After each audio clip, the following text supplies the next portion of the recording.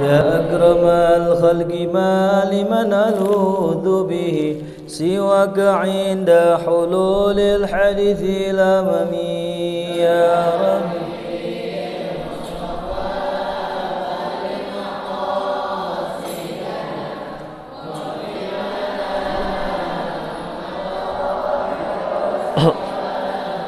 يا نفس لا تقنتي من زلة عظمت إن الكبائر في الغفران كالأمم يا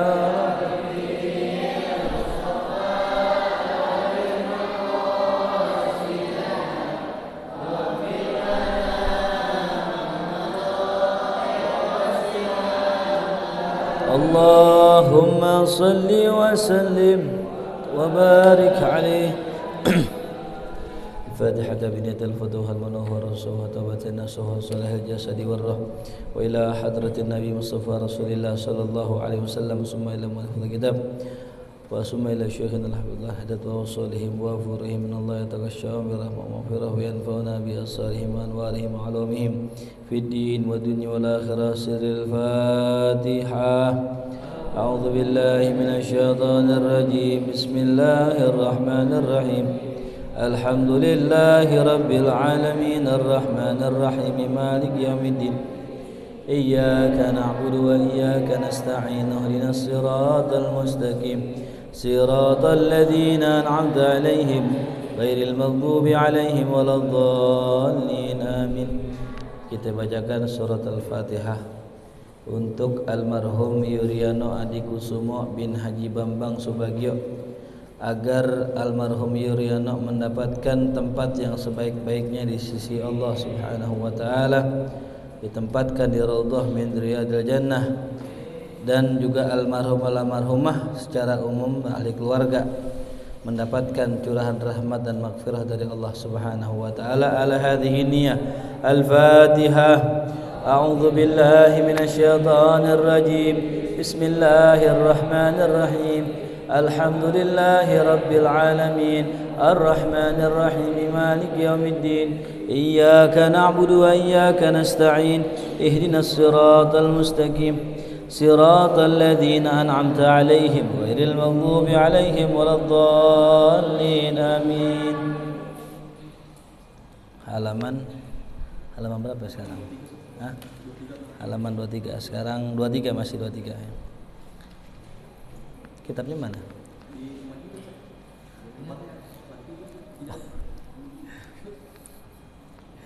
Bismillahirrahmanirrahim. Nawaitu at-ta'alluma wat-ta'lim wat-tadhakkura wat-tadhkir wan-naf'a wal-intifa'a wal-ifadah wal-istifadah والحث على تمسك بكتاب الله وسنة رسوله صلى الله عليه وسلم والدعاء إلى الهدى والدلالة على الخير ابتغاء وجه الله ومرضاته وقربه وثوابه. اللهم إني أسألك فهم النبيين وحفظ المرسلين وإلهام الملائكة المقربين. اللهم أغنني بالعلم وزينني بالحلم وأكرمني بالتقوى وجملني بالعافية يا أرحم الراحمين. Bismillah, alhamdulillah, wassalatu wassalamu ala sayyidina rasulillah sayyidina Muhammad ibn Abdillah wa ala alihi wa sahbihi wa man tabi'ahu wa walah wa la hawla wa la quwwata illa billah, amma ba'du.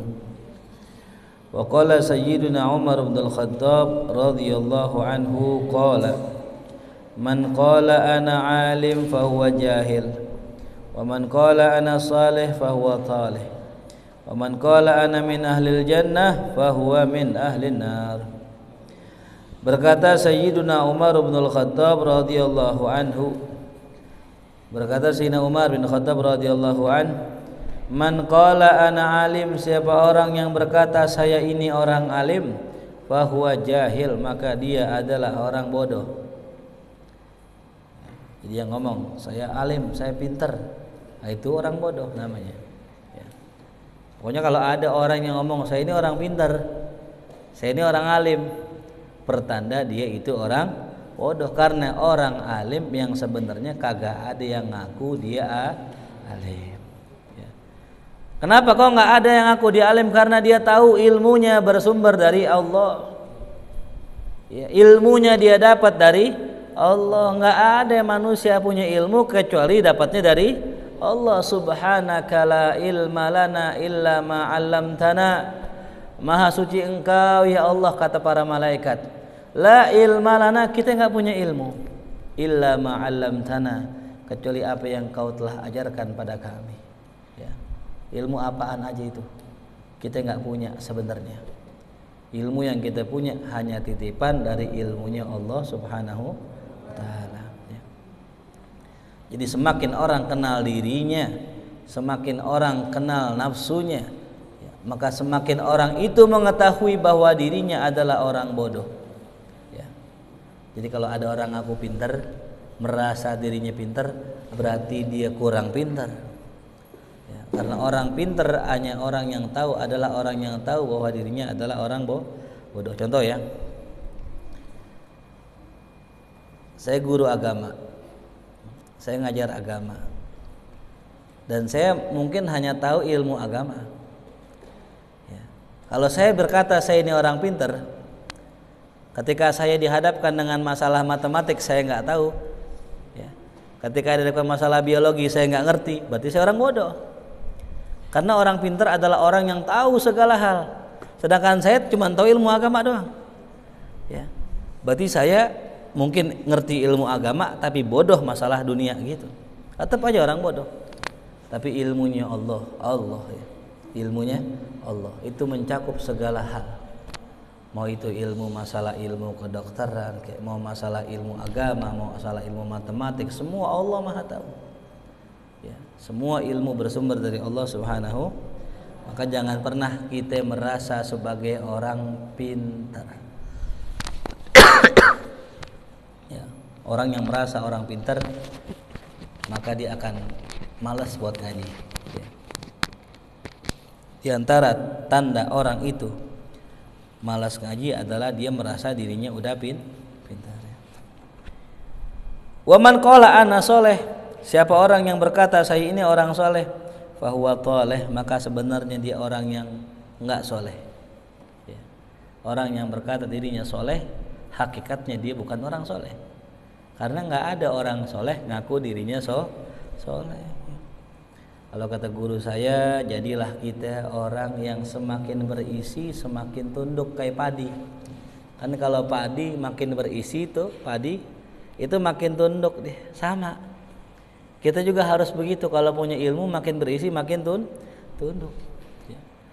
Makanya walaupun kita rajin sholat, walaupun kita rajin ibadah, walaupun kita rajin puasa, tetap semua amal itu tidak bisa menjamin kita masuk ke dalam surga. Karena orang masuk surga bukan karena sholatnya, masuk surga bukan karena ibadahnya, masuk surga bukan karena puasa, zakat, sedekahnya, tapi masuk surga karena rahmat Allah. Masuk surga karena apa? Rahmat Allah. Maka kita nggak bisa sombong dengan amal kita. Jangan sombong dengan amal. Orang yang sombong dengan amal, dia nggak bakal masuk surga. Kenapa? Orang sombong. Kata Nabi, la yadkhulul jannah man kana fi qalbihi mithqala dzarrah minal kibr. Tidak akan masuk surga orang yang di hatinya terdapat sifat kesombongan meskipun sebiji atom. Atau kama qala Nabi sallallahu alaihi wasallam. Lalu yang ketiga, man qala ana min ahlil jannah, siapa yang berkata aku termasuk penghuni surga, fahuwa min ahlin nar, maka sungguh dia adalah orang yang termasuk ahli nar, ahli neraka. Orang yang berkata saya ini penghuni surga, hakikatnya dia adalah penghuni neraka. Ini 3 perkara yang mesti kita ingat. Jangan pernah merasa jadi orang alim, ntar kita berhenti belajar. Jangan pernah merasa jadi orang soleh, entar kita berhenti beramal. Jangan pernah merasa jadi penghuni surga, entar kita lagi nggak takut dengan neraka tuh. Ya. Tapi kita harus senantiasa merasa diri kita ini orang bodoh, kita ini orang nggak soleh, kita ini berhak dan layak masuk neraka tuh. Makanya ucapan Abu Nawas kan mantep banget tuh ya. Ilahi lastu lil firdausi ahla wala aqwa 'alan naril jahimi. Ilahi Tuhanku, lastu firdausi ahla, aku bukanlah orang yang layak masuk surga. Wala aqwa 'ala naril jahimi, tapi aneh juga enggak pantas, aneh juga enggak kuat masuk ke dalam neraka. Masuk surga enggak pantas, enggak kuat masuk neraka. Fahabli taubatan waghfir dzunubi, ya Allah maka berilah taubat dan ampunilah dosaku. Ya fa innaka ghafirudz dzambi azimi, sesungguhnya engkau zat yang maha mengampuni dosa-dosa besar. Itulah ucapan seorang yang kenal dirinya, orang yang tahu dirinya. Lastu lil firdausi ahla, aku enggak layak masuk ke surgamu ya Allah, padahal beliau orang soleh. Tapi sesolehnya beliau ngaku enggak pantas masuk surga. Ya ada kita lagi baru saban duha aja, baru sehari duha aja udah ngerasa pokoknya gua ahli surga nih. Baru semalam tahajud aja perasaan deket banget sama Allah, jauh, masih jauh. Ya.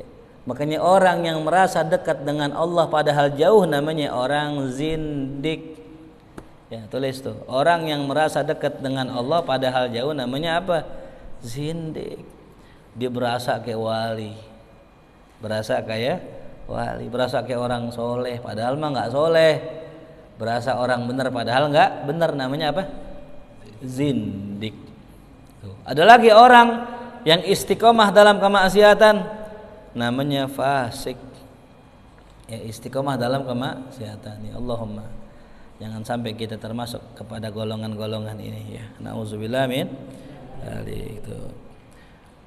Wa qala sayyiduna al-imam Aidrus Ibn Umar al-Habasyi radhiyallahu anhu, al-ummahatu sittu fit tasawuf sittatu kutub. Berkata Habib Al-Aidrus bin Umar al-Habasyi radhiyallahu anhu, dia berkata, al-ummahatu sittu fit tasawuf sittatu kutubin. Kitab-kitab induk yang 6 dalam ilmu tasawuf ada 6 kitab. Nah, tulis nih, kitab tasawuf induk ada 6. Yang pertama Al-Ihya atau Ihya Ulumuddin ya. Kitab Ihya Ulumuddin yang kita pelajari di Mahya tuh ya. Nah, itu kitab Ihya karangan Imam Al-Ghazali. Ini kitab wajib kita baca nih. Ya. Kita pelajari itu.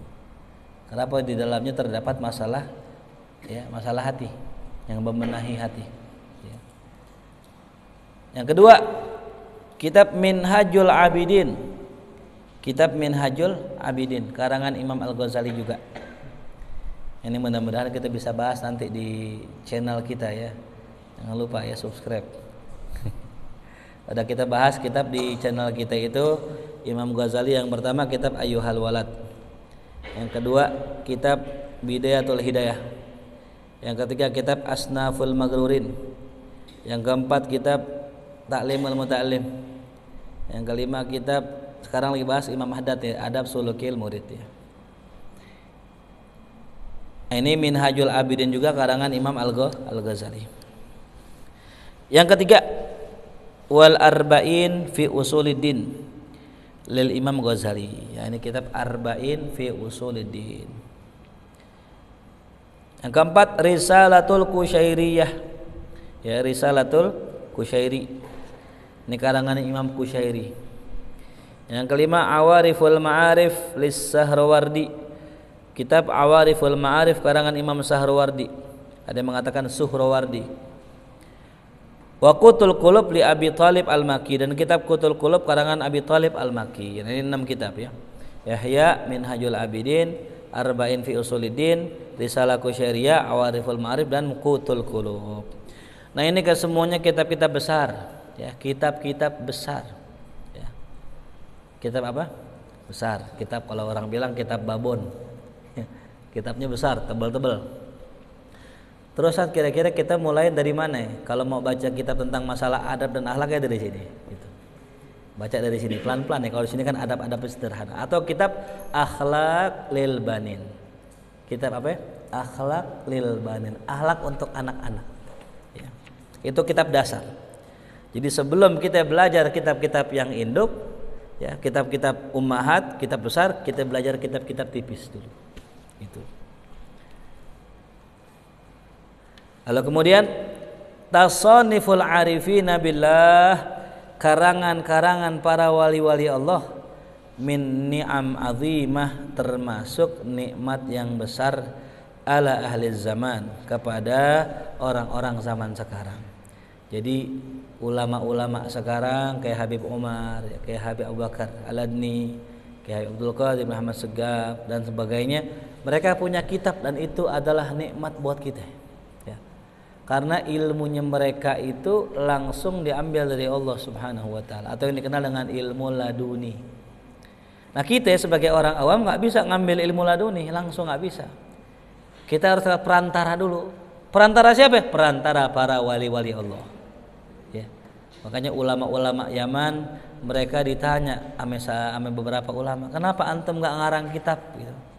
Ulama-ulama Yaman tuh banyak yang ngarang kitab. Apa jawaban mereka? Kami sibuk membaca dan menelaah kitab Ihya Ulumuddin. Jadi kerjaan ulama Yaman apa? Ngebaca kitab Ihya Ulumuddin, dibolak-balik, udah hatam, ulang lagi dari awal, udah hatam, ulang lagi dari awal. Bahkan ada ulama yang baca udah 40 kali baca kayak. Ya, 40 kali bolak-balik baca apa? Ihya. Kita aja belum hatam. Ya, satu muqaddimah aja bahasnya berapa minggu itu. Kita ini baru belajar, baru bab pertama, pasal pertama, ya, sejak bulan Agustus. Baru pasal pertama. Sedangkan Ihya itu berapa?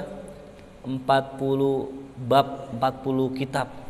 Kita baru kitab pertama, pasal pertama, bab pertama, pasal pertama. Gitu. Nah, ini ulama-ulama di Yaman udah 30 kali bahkan 40 kali ngatamin kitab Ihya. Nah, ini dihatamkan berulang-ulang kali, kata ulama, kami dapatkan setiap kali hatam berbeda dengan hataman yang sebelumnya. Hatam kitab Ihya beda lagi ilmu yang didapatin, begitu. Jadi selalu berbeda-beda. Nah, inilah merupakan nikmat dari Allah kepada kita.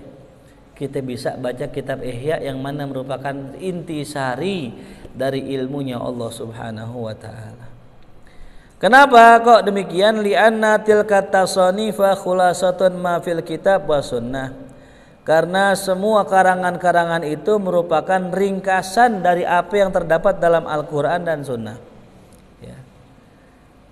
Alladzaini la yafhamuhuma, yang mana Quran dan Sunnah tadi kebanyakannya enggak dipahamin oleh katsirun minan nas, oleh banyak orang. Ya, kita baca Al-Quran belum tentu kita bisa paham artinya. Makanya kalau kita pengen mengamalkan isi Al-Quran dan hadis, cukup buka kitab Ihya. Karena di kitab Ihya itu adalah kumpulan kompilasi intisari dari Al-Quran dan Sunnah. Ya. Isinya amalan-amalan. Ya, kita baca Sunnah, contoh ya Sahih Bukhari aja aja tebal banget. Sahih Muslim tebal banget. Abu Dawud tebal banget. Tirmidzi tebal. Makin tebal makin berat. Udah kita baca kitab Ihya Ulumuddin yang kata Imam Nawawi hampir-hampir kitab Ihya itu seperti Al-Quran. Allah. Kitab Ihya itu hampir-hampir seperti apa? Al-Quran. Ya.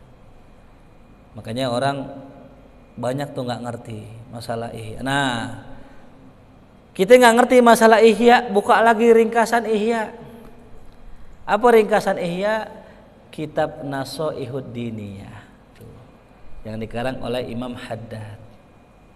Atau kita pengen lebih ringkas lagi, kitab Hikam milik Al-Imam ya Ibnu Athaillah As-Sakandari. Nah, itulah pengajian kita.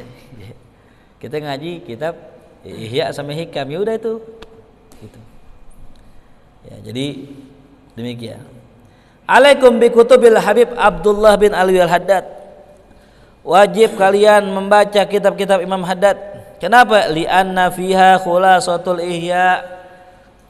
Karena dengan membaca kitab Imam Haddad itu semua ringkasan dari kitab Ihya.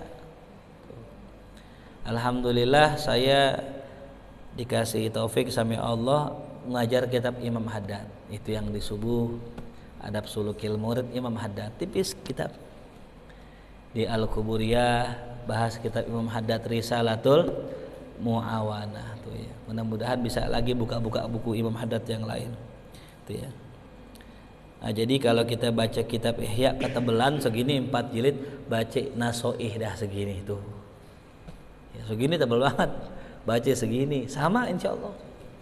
Ya, walaupun penjabarannya lebih jelas di Ihya ya. Kemudian ma yaqra'ul Bukhari illa wan nabi hadirun. Dikatakan di sini sama ulama, kata Habib Alwi bin Syihab, tidaklah dibacakan kitab Sahih Bukhari illa wan nabi hadir, melainkan Nabi Muhammad hadir dalam majlis pembacaan Sahih Bukhari itu. Masya Allah. Di mana ada kitab, di mana ada majlis yang dibacakan Sahih Al-Bukhari, Nabi hadir. Gitu. Maka cari majlis yang membahas kitab apa? Sahih Bukhari. Wala kalam al-Habib Abdullah Al-Haddad illa wa huwa hadir. Dan tidaklah dibacakan kitab Imam Haddad melainkan beliau pun hadir di majlis tersebut. Masya Allah. Ya. Makanya kita kalau baca kitab-kitab ulama itu hadir ya akhi. Ya. Baca kitab Ihya, Imam Ghazali hadir. Karena ruhnya para aulia itu nggak kayak ruhnya orang-orang kafir. Ruhnya orang-orang soleh itu nggak kayak ruhnya orang-orang yang nggak benar. Ruhnya orang soleh yatir, dia bisa terbang kemanapun mereka mau. Ya. Dimanapun mereka mau, mereka bisa kunjungi tempat yang mereka mau. Itulah ruhnya orang-orang soleh. Makanya nggak heran Al-Imam Al-Habib Ali bin Muhammad Al-Habsyi saban kali menulis kitab Simtud Durar, menulis Maulid Simtud Durar, itu Nabi hadir di sisi beliau. Ya. Kenapa bisa begitu? Ya begitulah kelebihan orang-orang soleh. Ya. Mereka di dunia terbatasi dengan jasad, tapi di alam barzakh mereka nggak ada batas dengan jasadnya. Makanya bantuan para wali semasa mereka mati, udah meninggal di alam barzakh lebih kuat daripada semasa mereka hidup. Ya. Bantuan para aulia lebih kuat. Ya. Hati antum pandangin foto wali misalnya, antum pandangin foto Sayyidil Walid misalnya, antum bacain Fatihah ke beliau, beliau tahu. Bahkan beliau bisa hadir di sini. Bahkan beliau bisa mengunjungi antum yang sering membacakan Fatihah untuk beliau itu. Ya. Tapi makom kita belum sampai, ya. Makom kita belum sampai bisa melihat ruh-ruhnya orang-orang soleh, belum sampai ya. Gimana biar sampai? Ngaji terus ya. Ngaji terus. Ntar diajarin pelan-pelan ya biar kita paham. Man sayang gitu sih kita kalau ngaji ibarat bangun rumah udah pengen jadi dirubuhin lagi. Udah pengen jadi dirubuhin lagi. Itu. Makanya ngaji kita nggak tuntas-tuntas. Kalau seadanya kita ngaji bener, pelan-pelan kita amalin, kita ikutin, entar insya Allah sampai. Ya barusan ada salah seorang habaib yang datang ke rumah saya, silaturahim. Beliau cerita tentang masalah Habibana Mundhir bin Fuad Al-Musawah. Bahwa suatu hari Habib Umar nelfon, Habib Mundhir pakai infus semua. Ini kisah saya pernah kisahin juga dulu ya. Ketika ditelepon Habib Umar, Habib Mundhir cabut infusannya semua, di hidungnya cabut semua, langsung duduk di lantai dan berkata, ya, ayo khidmah ya Habib, insyaallah. Adakah yang bisa dibantu, hai guru? Nah, ini permasalahannya gini, Habib Mundhir lagi sakit, lagi tiduran nih, lagi lemes, tahu-tahu bisa bangun seakan-akan gak sakit. Habis selesai nelfon, rapi, taruh HP, rebaan lagi di kasur langsung. Lagi orang mau pingsan tuh. Ya, bagaimana kok bisa begitu? Ya. Ada ulama sholat, sebegitu khusyuknya sholat sampai-sampai nggak berasa itu burung nemplok di atas kepalanya. Saking nikmatnya sholat, dia diri sholat. Ya. Burung nemplok di atas kepalanya. Kalau kita seandainya kita sholat, burung nemplok kita apain? Gitu tepak. Ini yang sholat nggak berasa ada burung di palanya.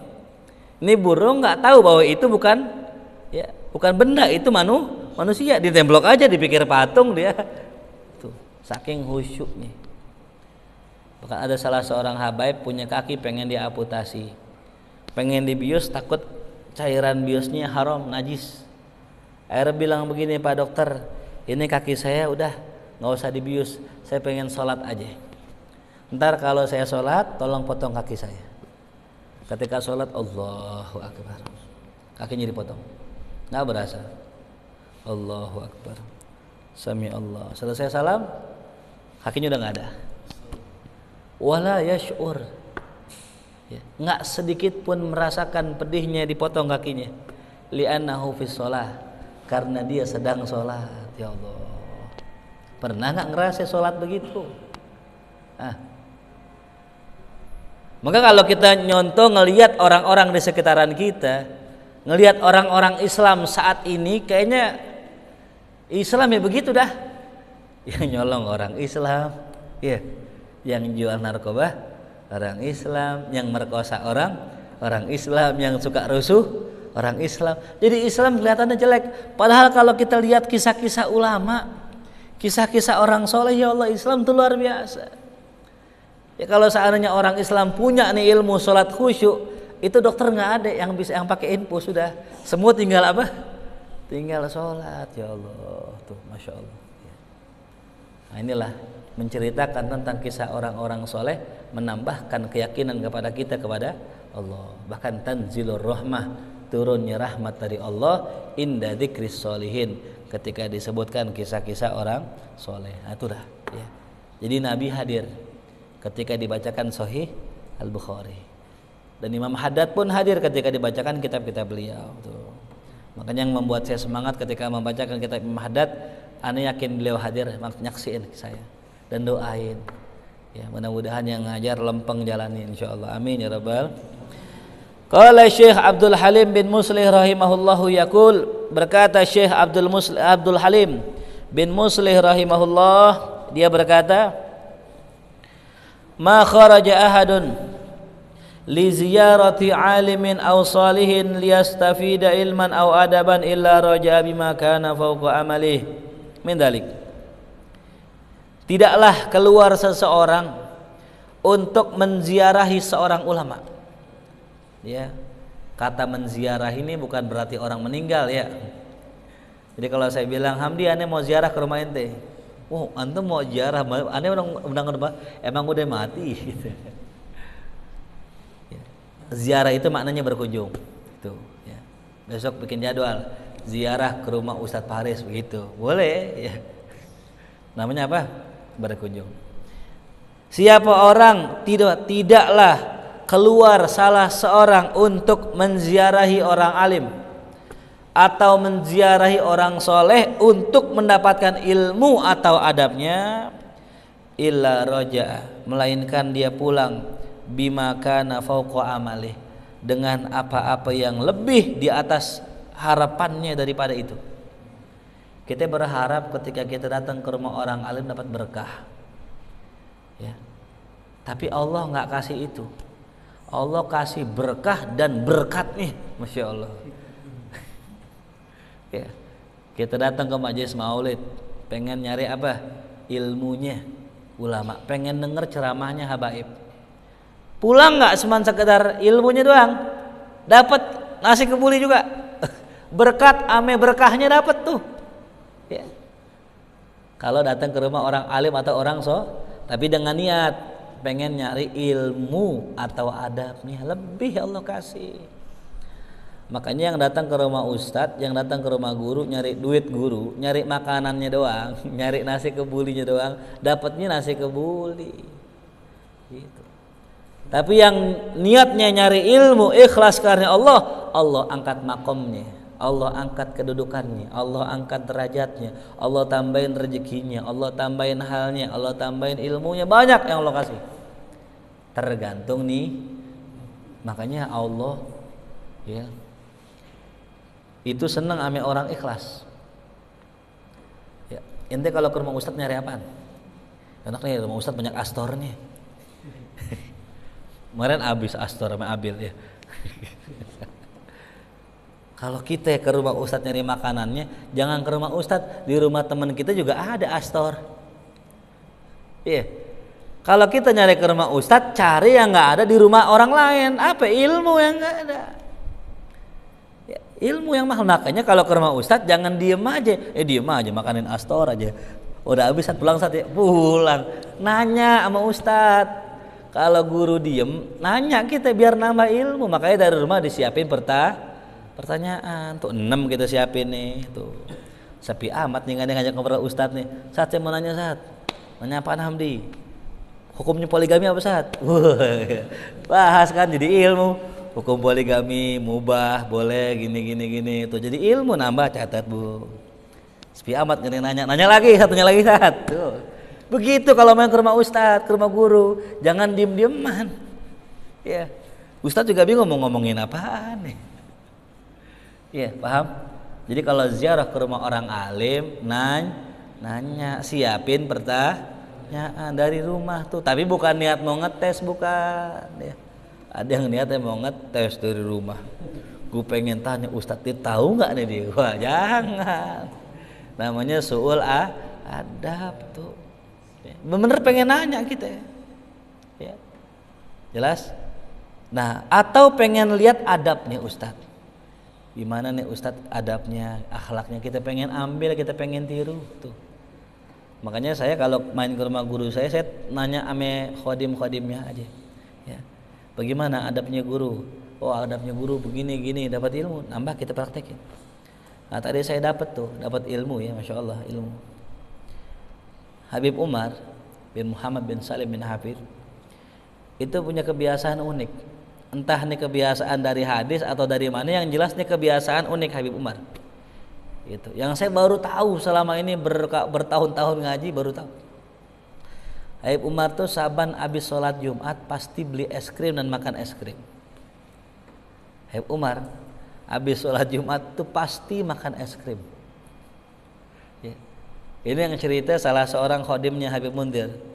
Itu kalau ke Jakarta pasti habis sholat Jumat pasti beli es krim, makan es krim. Es krim apa aja? Vanilla, mau strawberry, mau coklat. Yang jelas habis Jumatan makan es krim. Saya besok mau tiru. Ya. Bodoh amat, nggak ada hadisnya. Bodoh amat. Yang penting Habib Umar ngerjain, aneh kerjain. Begitu kalau orang cinta begitu ya. Nggak mungkin orang sekelas Habib Umar ngerjain sesuatu kalau nggak ada alasannya. Gitu. Beli es krim udah nggak usah nanya hadisnya. Ya, saat hadisnya apaan tuh? Hadisnya sesuai nggak? Lah. Cinta itu buta ya, akhi. Masya Allah. Kalau ada buta nggak bisa ngelihat. Ya apaan aja indah aja udah. Teh kucing serasa coklat. Biar kata orang tuh teh kucing, bukan coklat ini. Teh kucing, coklat. Cobain apa? Nih tuh manis kan tuh gitu. Orang buta. Ya, cinta itu buta. Maka jangan salah jatuh cinta.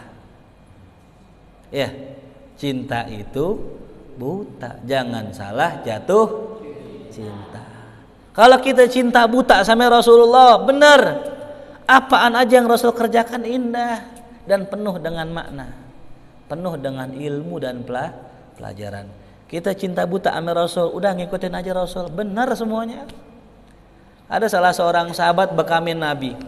Nabi dibekam, kalau zaman dulu bekamnya pakai tanduk, dibakar ke api, ditaruh nempel. Ya, udah narik itu totok-totok, dibakar lagi, tempelin lagi, keluar darah. Darahnya terkumpul, lalu kemudian tuh darah dipinta sama Rasul, tolong buangin darah saya. Nggak lama balik. Rasul lihatlah, perasaan baru banget jalan, kok udah balik aja? Kok ente udah balik aja? Apa kata tuh sahabat? Ya Rasul, darah antum saya minum ya Rasul. Darahnya diminum sama sahabat. Rasul nggak berkata, itu haram itu, darah najis itu. Enggak, Rasul bilang, badan ente nggak bakal kemakan api neraka. Karena ente udah meminum darahnya Rasulullah. Ya. Semua bagian tubuh Rasul kagak bakal tersentuh api neraka. Ente udah minum darahnya Rasulullah, maka orang yang udah minum darahnya Rasul, darahnya akan bercampur dengan Rasul, maka nggak bakal tersentuh api. Itu Masya Allah. Ada yang ngajarin tuh orang minum darah? Nggak ada. Ada yang nyuruh tuh minum darah? Enggak. Karena cinta itu buta. Maka jangan salah mencintai. Ya. Kita demen ame artis. Gila-gila, tergila-gila ame artis, cinta banget ame artis, nggak bisa tidur, poster tempel di kamar. Ya. Saya mau tanya tuh artis kalau mati masuk mana? Masuk neraka? Ya ente ikut. Kenapa kata Nabi almar'u ma'aman ahab, seseorang bersama yang dicintainya. Nah kalau ente cinta pemain bola atau pemain bola masuk neraka, ente pasti masuk neraka. Ente cinta sama artis masuk neraka, ente masuk neraka. Tapi kalau ente cinta sama Nabi Muhammad, meskipun kita mungkin tergolong orang-orang yang pantas masuk neraka karena cinta kita dengan Nabi Muhammad, anta ma'aman ahbabta, pasti kita dikumpulkan bersama orang yang kita cinta itu. Ya. Kita akui aja dah diri kita penuh dengan dosa, maksiat, kadang ngerjain ibadah suka telat-telat dan sebagainya. Tapi kita jangan sampai nggak cinta Rasulullah. Udah tahu diri kita pengen masuk neraka, udah tahu diri kita pantas masuk neraka, udah nggak cinta Rasulullah. Siapa yang nolongin kita dari kiamat? Ya. Jelas? Ya, jadi cinta itu apa? Buta. Maka jangan salah kita mencintai seseorang. Cintailah orang yang mendekatkan kita kepada Allah dan Rasul sallallahu alaihi wasallam. Wa ma kharaja ahadun li inkarin aw intiqadin illa wa raja'a muhammalan bil auzar li'anna al ulama billah ta'ala jaruna 'ala al akhlaqil ilahiyyah fi nahwi hadits ana inna dhanni 'abdi bi. Tidaklah orang keluar li inkarin, ya untuk sebuah pengingkaran, aw intiqadin atau untuk mengikuti, illa wa raja'a muhammalan bil auzar, melainkan dia pulang membawa dengan dosa-dosa. Ada orang keluar pengen ngingkarin ulama, ya dia pengen ngeritik ulama, kecuali dia pulang bawa dosa-dosa tuh, ya. Jadi kalau kita eme ulama udah dah, ya. Kadang mengatakan darah ulama itu apa? Beracun. Maksudnya apa beracun? Baik-baik ame ulama, jangan lisan kita ngomongin kejelekan ulama. Ya. Ada 3 orang yang kita mesti jauh-jauh omongin nih orang. 3 orang ini jangan sampai kita omongin. Tulis yang pertama. Orang yang nggak boleh kita omongin kejelekannya yang pertama adalah ulama. Ya. Karena ulama dia punya ilmu. Bisa jadi sekarang jelek, besok cakep. Ya. Yang kedua, jangan membicarakan orang yang dermawan tapi tukang berbuat dosa. Ya. Ada orang dermawan suka ngasih anak yatim, suka sedekah, tapi tiap hari ke klub, tiap hari mabok. Jangan omongin. Kenapa? Bisa jadi Allah menyelamatkan dia karena sedekahnya. Ya. Banyakkah orang yang begitu? Ya. Yang ketiga, jangan membicarakan kejelekan pemimpin yang adil. Tuh. 3 orang tuh jangan kita omongin, ya. Jangan kita ngomongin ulama, jangan kita ngomongin orang dermawan meskipun rajin maksiat, dan jangan kita omongin pemimpin yang adil. Baik-baik nih ngomongin 3 orang. Hati-hati. Li'annal ulama jaruna 'alal akhlaqil ilahiyyah fi nahwi hadisin. Karena ulama itu berjalan dengan akhlak Tuhan. Sebagaimana dalam hadis ana inna dhanni abdi bi, aku tergantung persangkaan hambaku terhadapku. Waqat balagona telah sampai pada kami anis salaf daripada salafun saleh annahum bahwasanya mereka dulu kanu idza kharaju apabila mereka keluar ila ziyarati alimin menziarahi orang alim, ngaji maksudnya, au salihin atau menziarahi orang soleh, mereka tasaddaku bersedekah dulu. Bisodakotin dengan sebuah sedekah. Ya. Nah kebiasaan orang dulu nih, kalau mau ngaji ke rumah ustadz nih, kalau ente mau ke mahya nih, ente sedekah dulu. Itu. Ya, sedekahnya di sini tuh Kang Amen dah, Republika. Yang main pakai biola. yang bawa anak. Wa talabu bidzalika anna Allah taala yu'mihim an masawi dzalik al-mazur. Kenapa mereka sedekah? Mereka berharap dengan sedekahnya Allah butakan mata mereka dari memandang keburukan orang yang diziarahi. Ya. Kita kalau datang ke rumah guru, minta sama Allah, ya Allah tutupin kekurangan guru saya. Yang namanya guru kan gak ada yang sempurna. Ya. Yang namanya guru bukan nabi. Ya. Ada aja kekurangannya. Minta sama Allah, ya Allah tutupin kekurangan guru saya. Fakanu la yakhrujuna min indihi illa bifaidatina. Ketika mereka udah nggak ketemu aib kekurangan guru, yang ditemukan kebagusannya aja, keindahannya aja, maka mereka tidaklah keluar dari rumahnya guru illa bifaidah, kecuali bawa ilmu. Tuh. Ya. Kayak ente ngaji nih, ente nulis catat, nah itu ilmu tuh, pulang bawa ilmu. Ya. Walau lam yakun huwa min ahliha, seandainya dia bukan termasuk orang yang ahli dalam masalah ilmu, ajrahallahu ta'ala ala lisanihi limaudhi'i sidqil zair. Allah akan berjalankan di atas lisannya, ya, akan kebenaran dari orang yang berziarah tersebut tuh. Meskipun bukan ahli ilmu tapi ngomongnya bener mulu, bahasa katanya begitu.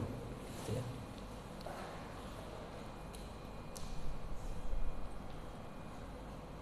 Wa samitu Sayyidi Muhammad bin Annan rahimahullahu taala.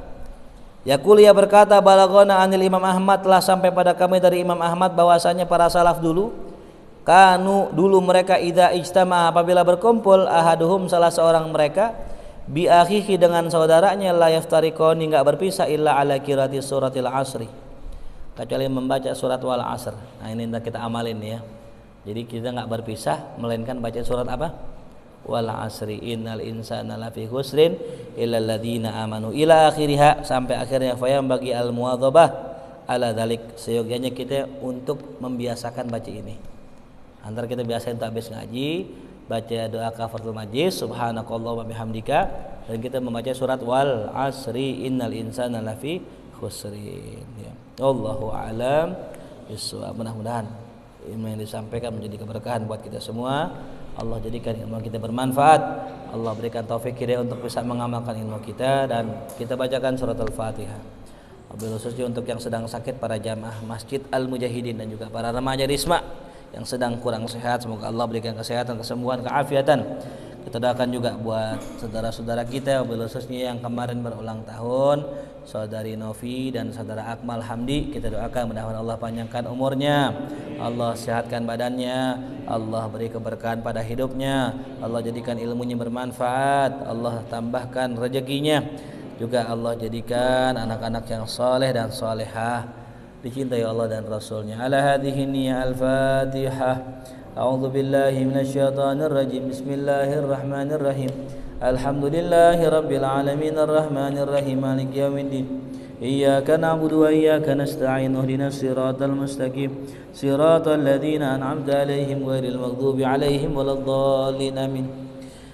Allah bihaqqil Fatihah, sirril Fatihah, karamatil Fatihah, iftah lana abwabal khair wa khtim lana bil khair waj'alna wal hadiri min ahlil khair. Allahumma anfa'na bima 'allamtana wa 'allimna ma yanfa'una warzuqna 'ilman tanfa'una fid din wa dunya wal akhirah. Rabbana atina fid dunya hasanah wa fil akhirati hasanah wa qina adzabannar. Sallallahu ala sayyidina Muhammadin wa alihi washabihi wa sallam. Walhamdulillahi rabbil alamin. Ya Rabbana ربنا بأننا اقترفنا وأننا أسرفنا على لظى أشرفنا فتوب علينا توبة تغسل لكل حبا واستر لنا العورات وآمن الروعة واغفر لوالدينا ربي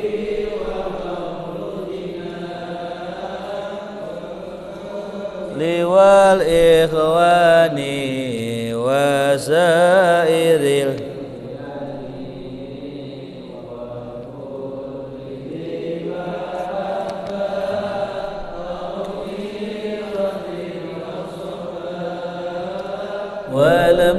والمسلمين أجمع آمين يا رب اسمع فضلا وجودا منا لا باكتساب منا بالمصطفى الرسول نحظى بكل سلي صلى وسلم ربي عليه عد الحبيب وآله وصحبه عداد تشسبه والحمد لله في البدء والتنهي والحمد لله في البدء والتنهي اللهم صل وسلم وبارك عليه. Assalamualaikum warahmatullahi wabarakatuh. Bismillahirrahmanirrahim. Wal 'asri innal insana lafi khusrin illa alladhina amanu wa 'amilus solihati wa tawasaw bil haqqi wa tawasaw bis sabri. Subhanakallahumma wa bihamdika asyhadu an la ilaha illa anta astaghfiruka wa atubu ilaik.